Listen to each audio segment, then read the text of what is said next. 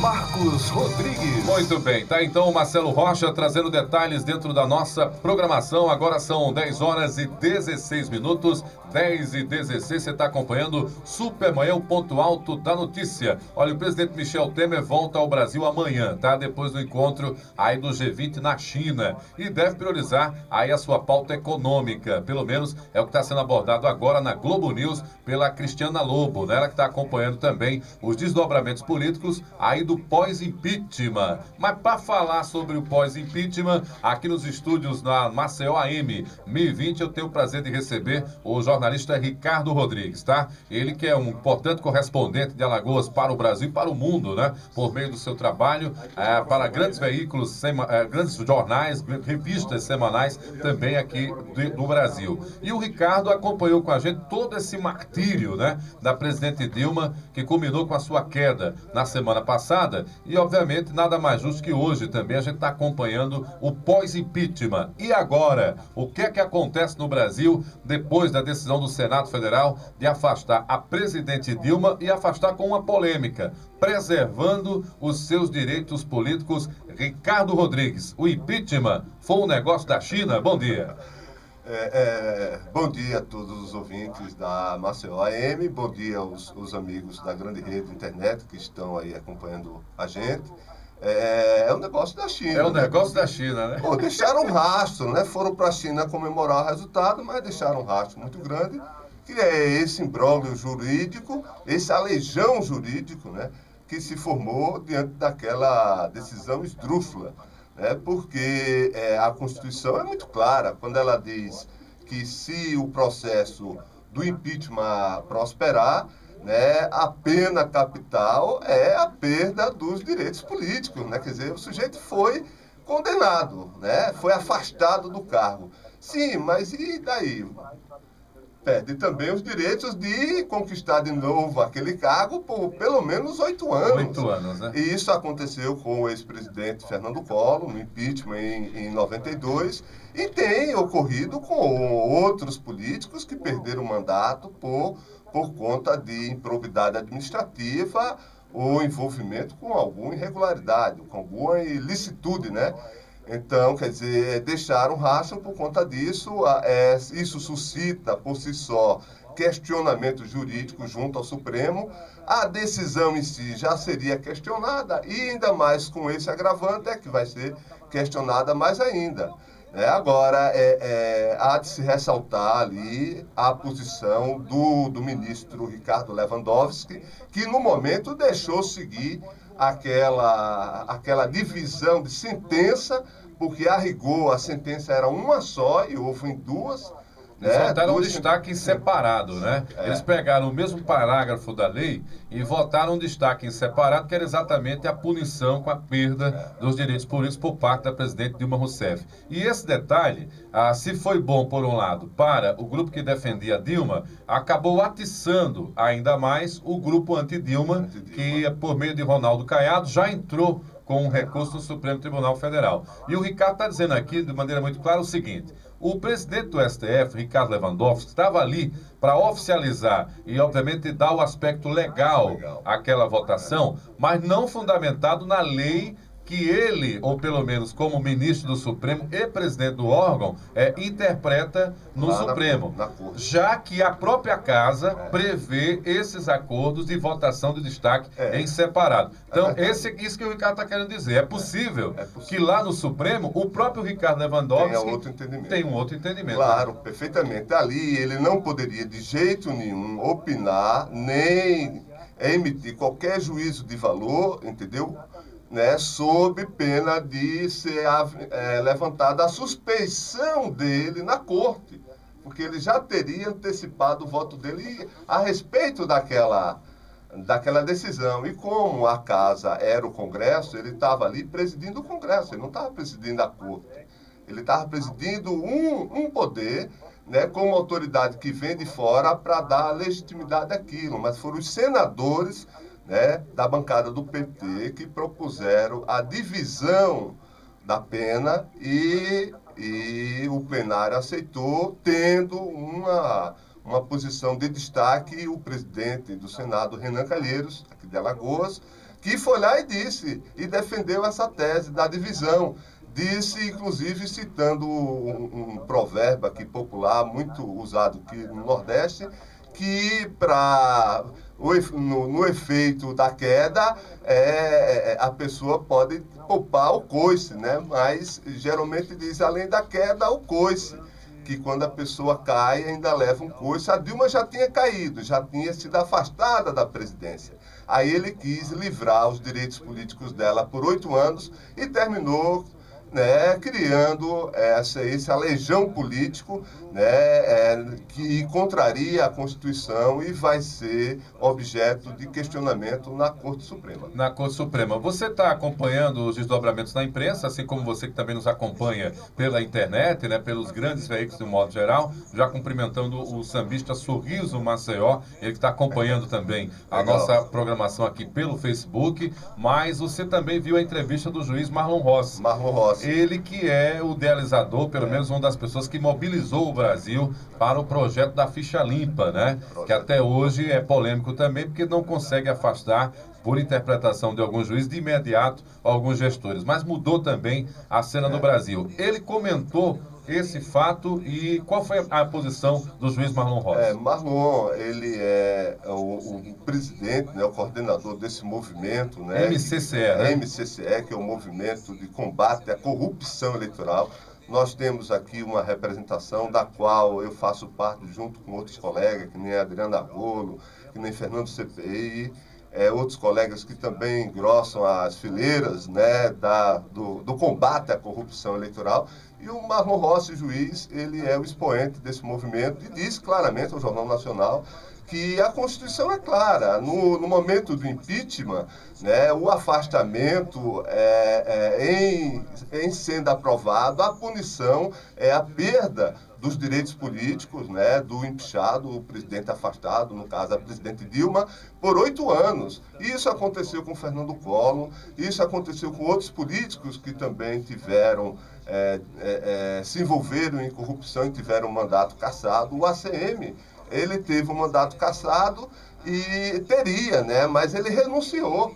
Ele renunciou e, ao renunciar, ele também o fez para tentar se livrar da cassação dos direitos políticos. E teve dificuldade para voltar à política depois disso por conta daquele gesto que ele era acusado de ter violado, né, o painel do resultado de uma votação que envolvia a então senadora Heloísa Helena, e por conta disso, né, se investigou como as investigações chegaram a culpabilidade dele, porque ele era o presidente e aquilo estava sobre o comando dele, e aconteceu a violação do painel. Ele sabia que ia ser penalizado e renunciou. O Collor também renunciou para se livrar da perda dos direitos políticos. Mesmo assim, teve por 8 anos que amargar o ostracismo sem participar de eleição nenhuma por conta daquela punição.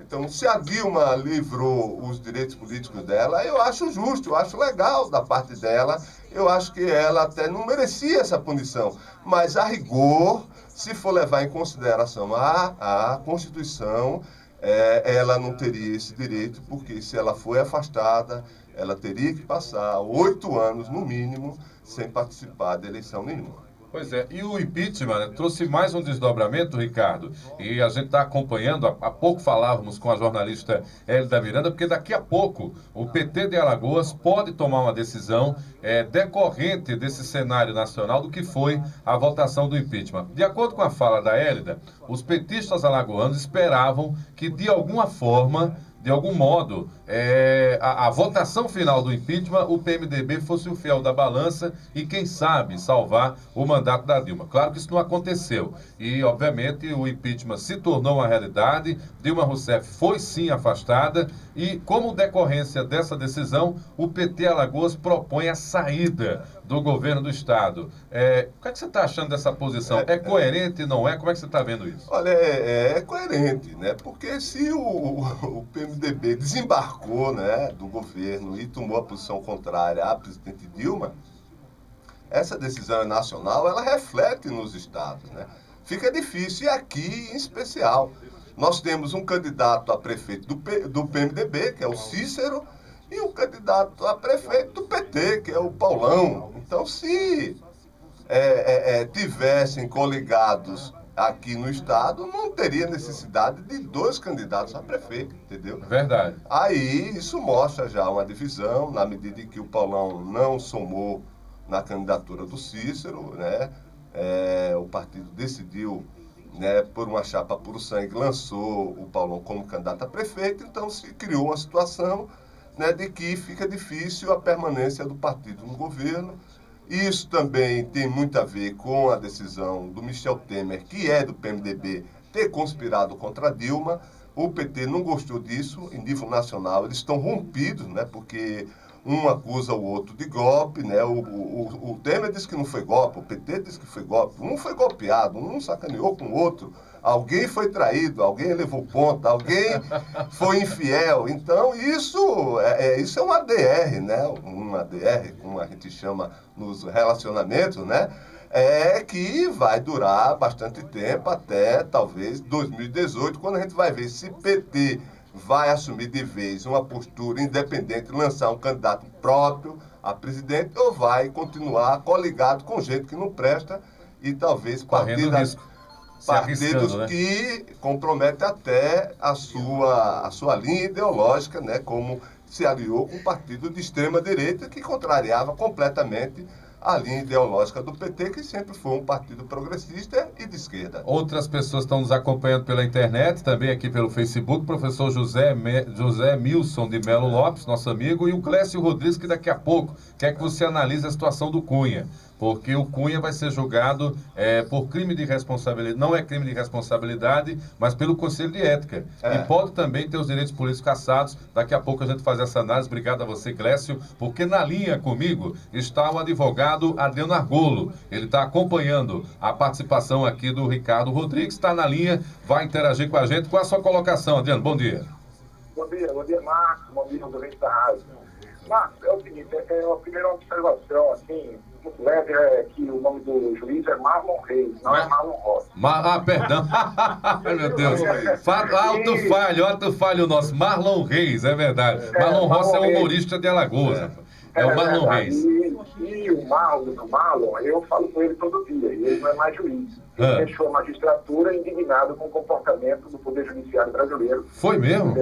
Ele deixou a magistratura há mais ou menos em 60 dias. Caramba!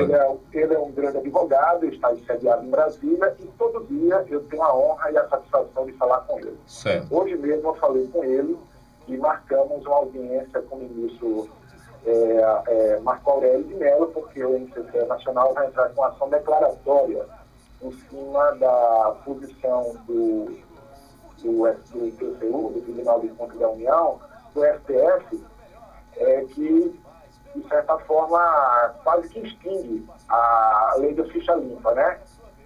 Marcos, eu vou fazer o seguinte, eu tenho um pessoal aqui me telefonando para mim, eu volto a telefonar em menos de 2 minutos, tá ok? Ok, você vai dar o Ricardo já antecipou aqui que teve a chance de ouvir uma entrevista do juiz. Uma outra coisa é o seguinte, outra coisa, assim, para terminar, para finalizar. É o seguinte, essa discussão que está vendo, a mídia brasileira está tentando emplacar uma falácia não, uma mentira. O Congresso, o Ricardo também entrou nessa também, mas por ocasião do impeachment do Collor, quando o Collor ele renunciou para evitar a perda dos seus direitos políticos, a Casa, o Senado Federal, o Congresso do Brasil disse o seguinte, olha, o Collor renuncia, mas perde os direitos políticos. Ele, posteriormente, ingressou com a ação no STF, no Supremo Tribunal Federal. E se foi com o STF, na ocasião disso, disse que o Congresso e o Senado Federal têm total autonomia para fatiar as penas. Ou seja, a pessoa pode ser condenada a perder o cargo majoritário, ser empichada, e também o Senado pode ter a autonomia, a liberdade de não caçar os direitos políticos dela. Isso. São 2 institutos diferentes. É o Instituto da Inelegibilidade e o Instituto da Inabilitação. Certo. A lei do ficha limpa não trata da questão do impeachment. Ela não trata da lei da questão do impeachment porque estava bem claro na Constituição. Ou seja, é perfeitamente cabível o que o Senado fez. E não adianta a mídia, né, e alguns incautos colocarem que a situação é semelhante à do Caiado. Não é, porque a do Caiado não, a do Cunha. Sim, está trazendo para o processo do Cunha, exato. Porque são institutos também diferentes. Exato. É o Instituto do Impeachment e o Instituto da Cassação Parlamentar. Cassação, exato. O Instituto da Cassação Parlamentar já está automático a ter a inelegibilidade por 8 anos. Exato. E não adianta a Câmara agora de fazer um dispositivo, como eu vejo grandes ignorantes. A própria quebra do decoro já está associada à perda de mandato, né? A perda de mandato e a questão da punição política, né? No caso, a inelegibilidade. Dos direitos políticos, exatamente. Então, para modificar isso, era necessário que eles aprovassem uma PEC, uma emenda constitucional. Não adianta vir com um dispositivo e com jogo, com factóides, né? Com algum dispositivo nesse último momento, como até o próprio Rodrigo Maia, Ave Maria, presidente do Congresso, da Câmara, está tentando fazer. São duas coisas diferentes. E o doutor Mauro deixou bem claro isso.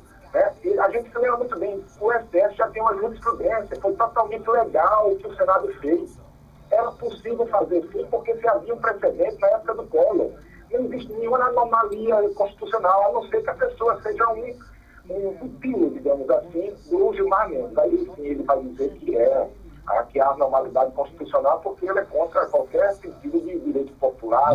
Notícia agora de Brasília, hein, quente? Direto da Globo News, ministro Gilmar Mendes manda a decisão do impeachment para que ações que pedem a cassação da chapa e Temer no TSE. Vamos lá, ministro Gilmar Mendes manda a decisão do impeachment para ações que pedem a cassação da chapa Dilma e Temer. Um momento, Adriano, vamos a Brasília. Depois disso, segundo integrantes do tribunal, é que o ministro Herman Benjamin, ele vai decidir o que fazer com essas ações. Então deve esperar a conclusão desses depoimentos. Isso porque ele não vai tomar uma decisão sozinho, de uma forma monocrática. Ele vai levar essa decisão, essa análise dessas ações para o plenário, para que o plenário, os demais ministros possam decidir, possam se debruçar sobre isso. Essas ações do PSDB, que pedem a cassação da chapa Dilma e Temer, elas foram, como eu disse, protocoladas pelo PSDB, tem várias investigações, apurações sendo feitas ao longo desde 2014, foi depois da eleição presidencial. Logo depois disso, tem várias investigações, apurações sendo feitas. Portanto, o resultado do impeachment vai ser anexado ao processo que também tramita no TSE. Ô Marcos, mais uma vez, as ações que tratam sobre assuntos de partidos dos trabalhadores brasileiros, da presidenta Dilma, caiu como ministro relator o ministro Gilmar Mendes, é isso? Não, é ministro Benjamin. Está falando aqui ministro Benjamin, já é outro relator. Do Tribunal Superior Eleitoral. Superior Eleitoral. Porque as ações, há uma expectativa, né, que é uma coincidência muito grande, que coloca sob suspeição a distribuição dos processos no STF. Eu acho que você acompanha isso, esse grande debate nas redes sociais, porque tudo com que se relaciona com PT, com petistas, com trabalhadores, com direitos trabalhistas, o ministro relator do Supremo Tribunal Federal, quem é? É o ministro Gilmar Mendes. Ontem, eu estudando sobre a Suprema Corte da Inglaterra, sabe o que acontece na Suprema Corte da Inglaterra, queridos ouvintes? É proibido o ministro da Suprema Corte inglesa dar entrevista. Imagine o ministro Gilmar Mendes na Inglaterra. Era uma questão de uma revolução pior do que a Revolução dos Cravos que teve em Portugal. O Ricardo está querendo fazer uma observação, porque você também integra o MCCE e tem tido contato com o ex-juiz, hoje advogado, Marlon Reis, mas o Marlon tem uma visão diferente do Adriano, é isso, Ricardo? Pelo menos foi o que eu vi no Jornal Nacional, a entrevista dele, ele dizendo que a decisão de fatiar a pena da presidente Dilma, da perda do mandato e da perda dos direitos políticos em separado, contraria a Constituição. Né? E que, agora, claro, a lei da ficha limpa não trata disso. Por quê? Porque deixou para a Constituição cuidar como já cuidava, entendeu? Foi esse o entendimento que eu tive. Eu entendi dessa forma, sabe, Adriano? Eu acho que você entendeu errado, porque o que ele disse na CBN foi exatamente o contrário um dia depois do julgamento no fatídico dia 31 de março, no dia do 31 de agosto, no dia após o golpe. Ele disse que é perfeitamente cabível, lembrou da jurisprudência do caso Collor. Eu não sei, eu vi essa entrevista de fato do Jornal Nacional. Eu não sei como foi editada a entrevista no Jornal Nacional, mas o que eu acompanhei todos os dias, o Marcos deve ter o telefone do Dr. Marlon Reis. A gente vai combinar. Você quando concluir... É só você ligar para ele. A gente vai... isso, porque é bem claro, são institutos diferentes e o Congresso tinha assim, o Senado fez isso na época do Collor e repetiu na época da Dilma. Ou seja, eles fatiaram, sim. Isso, inclusive, o próprio livro do Michel Temer, que o Michel Temer, esse golpista, corrupto, né? Ele tem um livro de direito constitucional, ele é metido a ser constitucionalista. Escreveu um livro fininho, mas escreveu, né? E está lá, bem claramente, que pode, ele mesmo, o presidente golpista do Brasil, dizendo que pode fatiar. O Congresso tem essa autonomia, essa liberdade. São duas coisas distintas. Ok. Obrigado. Então, telefona para o Marlon e essa dúvida. Pois é, permanece na linha, porque aí o Paulo vai pegar esse contato contigo aí. Obrigado pela participação, Adriano. Um abraço, Marlon. Ricardo. Obrigado, Adriano, e pelos esclarecimentos. Veja bem, o Michel Temer pode ter um livro falando disso, que a pena pode ser fatiada. Né? Mas, no caso da Dilma, ele não gostou da decisão e externou isso muito claramente nas entrevistas após a decisão do impeachment, né? Que tirou a Dilma do mandato, deixando ele em definitivo, mas livrou a perda dos direitos políticos da Dilma. Né? Agora, ele pode ter uma posição assim, teórica disso, mas na prática ele não gostou. Claro. Né? E está sofrendo até hoje, né? Quer dizer, pressões do PSDB, porque me parece que aquele enredo lá na votação foi mal ensaiado. Pois é, porque todo mundo estava combinado. Né? Não estava muito combinado, porque pelo menos o presidente em exercício até então pensava que a ordem tinha sido dada para caçar o mandato e os direitos políticos. E fizeram o serviço pela metade. O professor José Milson, ele coloca aqui um comentário dentro da transmissão ao vivo do Facebook. Há uma diferença fundamental entre as saídas de Collor e da Dilma. O primeiro não teve julgado seu impeachment, pois renunciou antes, não podiam caçar o presidente que já não era. Então, julgaram separadamente os seus direitos políticos, né? Porque o processo foi diferenciado. A Dilma, no caso, foi caçada. Lembra o professor José Milson. Exato, professor. Mas aí é que está. O regimento da casa, independente de ter sido o caso da época do Collor, como também agora da Dilma, ele permite que haja a votação em separado. É o que eles chamam destaques.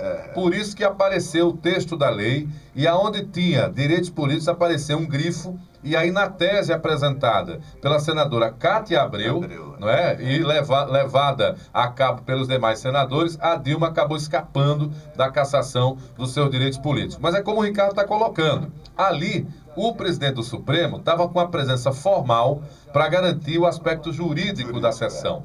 Quando chegar na seara que ele atua, que é exatamente o STF, esse questionamento que já foi feito pelo senador Ronaldo Caiado e outros, né, porque outros também estão entrando com ação protocoladas no STF, o STF vai ter que tomar sua posição, aí sim, jurídica, a respeito desse fato. E pode, inclusive, rever essa decisão, é o que acredita o Ricardo Rodrigues também. Já tem um pedido feito lá, já protocolado no Supremo, pedindo a anulação do julgamento. Exatamente.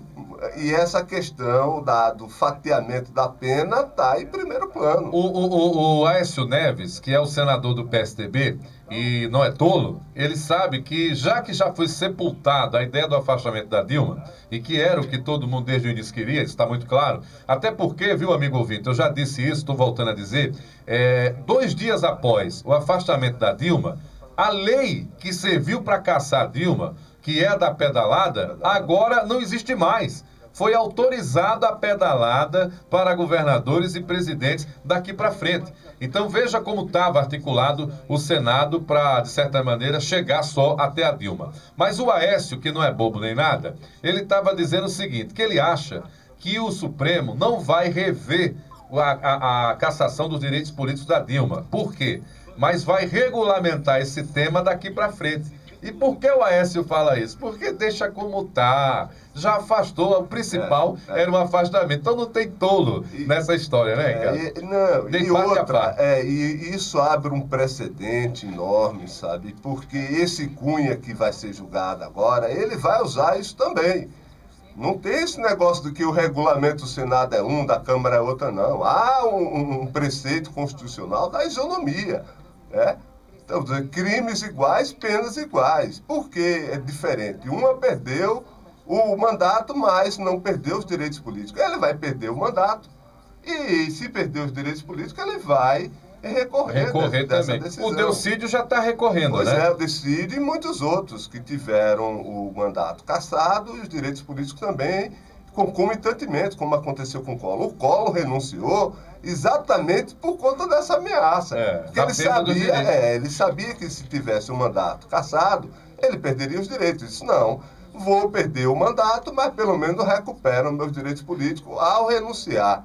Né? E o Supremo disse, não, isso é uma chicane, isso é um esquema que ele armou para tentar se livrar, e manteve a decisão, então, dos direitos políticos cassados. Ele passou 8 anos no ostracismo, querendo ser candidato sem poder, né?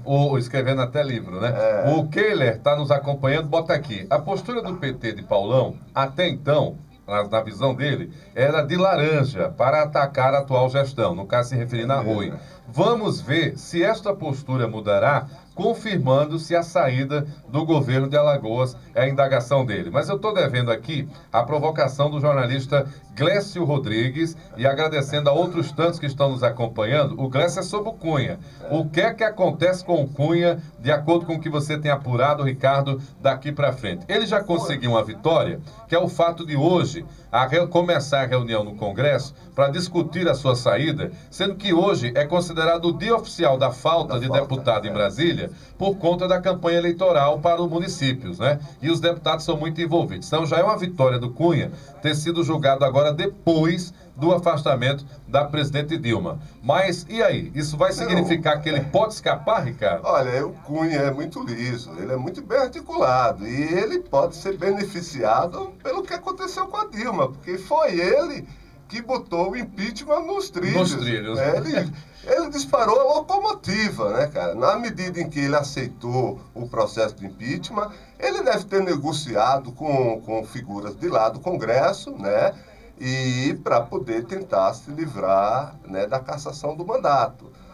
Mas isso, como a decisão final, quem jogou a pá de cal, né, no mandato da Dilma foi o Senado, de repente ele pode estar lá tentando ver se capitaliza, né, alguma coisa em torno disso, porque foi ele que botou o impeachment na tramitação. A negociação é essa, é para escapar, né? Inclusive, há setores da imprensa nacional, né, que fazem comentário nesse sentido, de que a premiação para o Cunha seria a sua não cassação, ou se houver a cassação, ele não perdeu os direitos políticos em função do papel histórico que ele teve em relação ao impeachment. Exato. Mas não é assim que a lei fala, né? Ele pode barganhar lá, talvez até uma punição, alguma coisa, suspensão, não sei. É muito efêmero isso, entendeu? Agora, a bem da verdade é que ele está sendo beneficiado com isso que aconteceu da Dilma. Ele pode ter um mandato cassado depois, requerer pelo menos os direitos políticos não cassados.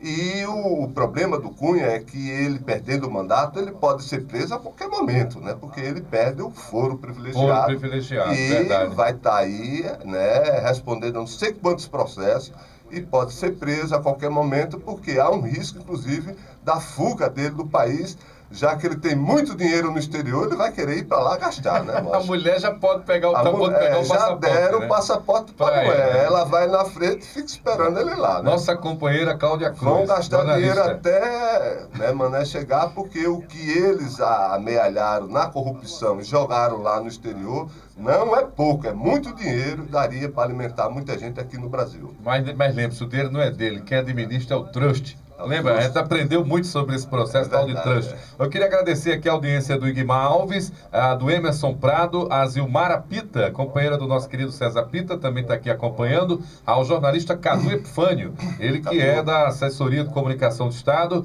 e também o experiente jornalista Antônio Pereira Filho, está aqui também acompanhando a nossa programação. Já havia falado do Sorriso, foi o primeiro a entrar nessa transmissão, todos aqui também curtindo essa transmissão ao vivo via Facebook. Tá, muito obrigado. Bom, em relação ao Cunha, o capítulo Cunha começa a partir de agora. Tem a Adélia Correia, nossa prima, também está acompanhando. Obrigado, Delinha. No momento tão difícil, você ainda tendo tempo de acompanhar o nosso programa, tá? Um beijo para você e para toda a família.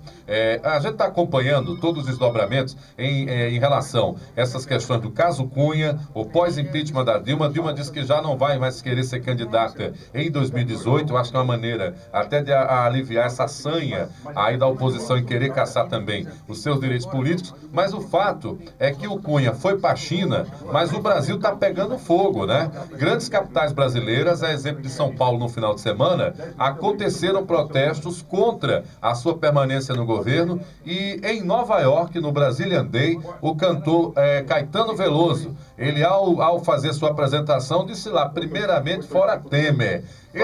Esse movimento fora Temer tende a crescer ou vai ser uma coisa sempre ali mais restrita aos grupos que são contrários à permanência dele, mas sem ter condições de reverter politicamente o processo, Ricardo? Tende a crescer, viu? Tende a crescer porque a entrada dele no poder é completamente esdrúxula, né? É inconstitucional, é vergonhosa. Ele conspirou, né? E ele chegou ao poder, né? Porque barganhou com aquela base podre que existe no Congresso, né? Para votar contra a Dilma. Os caras não votaram contra a Dilma de graça, não. Ela não cometeu crime, ela não roubou, entendeu? Ela não tinha sido indiciada. Por que votaram contra ela, para botar ela para fora? Para o Temer poder assumir o lugar dele. Então, quem estava no poder durante a votação principal, que foi a padical no mandato da Dilma, era o Temer. Então, ele no poder, ele recebeu aqueles caras tudinho, ele empregou, deu cargo de ministério e tudo mais, quer dizer, afagou o ego de muita gente ali, né?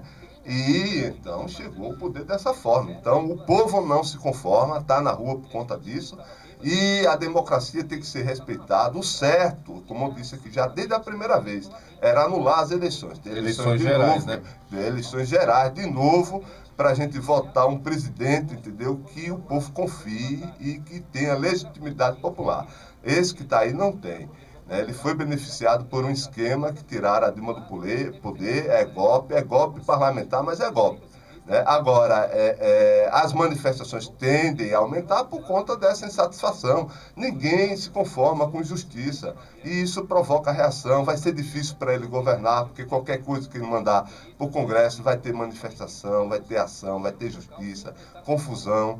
Entendeu? Isso tudo por quê? Porque ele chegou ali de uma forma indireta, de uma forma esdrúxula, contando com um processo fraudulento que não é de hoje e custou caro para o país, porque os deputados que votaram contra a Dilma receberam dinheiro, e os que votaram, os senadores que votaram também contra a Dilma, deve ter recebido suas benesses para ter aquele posicionamento. Politicamente, acredita-se que agora, né, os presidentes do Senado, José Renan Calheiros, deve, inclusive, ter espaço político para nomear Max Beltrão para o Ministério do Turismo, tá? Isso é uma questão de bastidores que está acontecendo. Para finalizar essa entrevista, já que a gente está falando muito do cenário nacional e do cenário local, só falamos da possibilidade da saída do PT do governo, está quase tudo acertado, a reunião está acontecendo agora. A gente vai falar de uma outra notícia, essa divulgada pelo experiente jornalista Bernardino Souto Maior, e para o Bernardino está tornando isso público, ele que tem muitas fontes, anda em muitas rodas,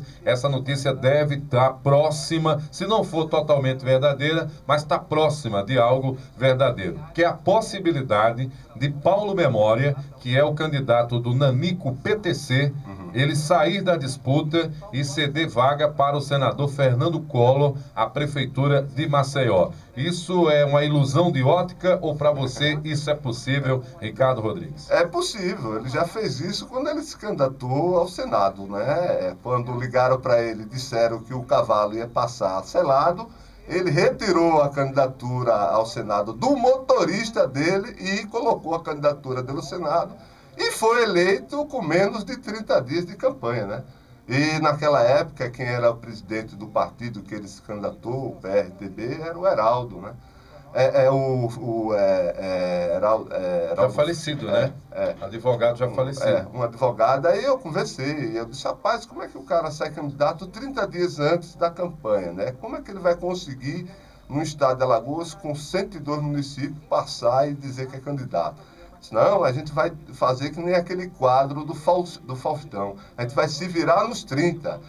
E se vira nos 30, ele se virou nos 30, terminou derrotando o Ronaldo Lessa, que tinha sido governador por 2 mandatos e foi derrotado nas urnas pelo Collor, senador. Agora ele quer fazer isso de novo, o Bernardino está dizendo. O Bernardino é um cara muito bem formado, pode ter lá suas fontes. Se fizer, pode até ter sucesso, porque, infelizmente, a gente tem gente aqui nesse estado que ainda vota nele, mesmo sabendo das falcatruas e dos esquemas que ele se envolveu, e as acusações que ele responde, os processos que já respondeu, e pelo fato também dele ter saído da presidência, até uma acusação séria do irmão dele contra ele de ter se envolvido também em corrupção, e as pessoas ainda votam nele ou por alienação ou por fanatismo, porque em sã consciência uma pessoa dá um voto a um político do quilate de Fernando Collor realmente é muito lamentável. Mas como a gente respeita a decisão de quem vota, então ele está aí, ele tem todo o direito de ser candidato, democrático, tem todo o direito de ser candidato a prefeito, mas num esquema parecido com aquele que ele fez para o Senado quando ele lançou o motorista, depois retirou a candidatura do motorista e se lançou candidato ao Senado 30 dias antes das eleições. Como a lei está aí e a lei permite ter essa brecha, ele foi beneficiado por essa estratégia, Ricardo Rodrigues, são 10 horas e 52 minutos, só tenho a agradecer a sua presença em mais uma segunda-feira aqui no programa Supermanhã. Na próxima segunda a gente volta a se encontrar, claro, com outros capítulos nacionais e locais, principalmente repercutindo a saída do PT do governo do estado, que deve encolher ainda mais o partido aqui em Alagoas. Até uma próxima oportunidade. Muito obrigado, Ricardo. Até uma próxima. Eu gostaria de encerrar só dizendo o pensamento de um amigo meu, um anarquista chamado Nego Valdo, quando ele disse que a lei foi feita para ser desrespeitada. E geralmente ela é desrespeitada por quem faz, o legislador, por quem julga, o judiciário, e por quem executa, que é o poder executivo dos governantes, entendeu? Infelizmente, a lei nesse país parece mesmo que Nego Valdo tem razão. Foi feita para ser desrespeitada. E quem primeiro desrespeita são os legisladores quando rasgam a Constituição. De acordo com seus interesses, São 10h53 na virada do ponteiro. Obrigado a você que ficou comigo até agora. Aí pelo Facebook, segunda-feira tem mais. Obrigado aos que estão acompanhando posteriormente também pelo YouTube. E a gente encerra essa participação do Ricardo. Eu vou para um rápido intervalo comercial. Daqui a pouco tem Marcelo Rocha, direto das ruas da cidade. E o Supermanhã segue até o meio-dia. Até já.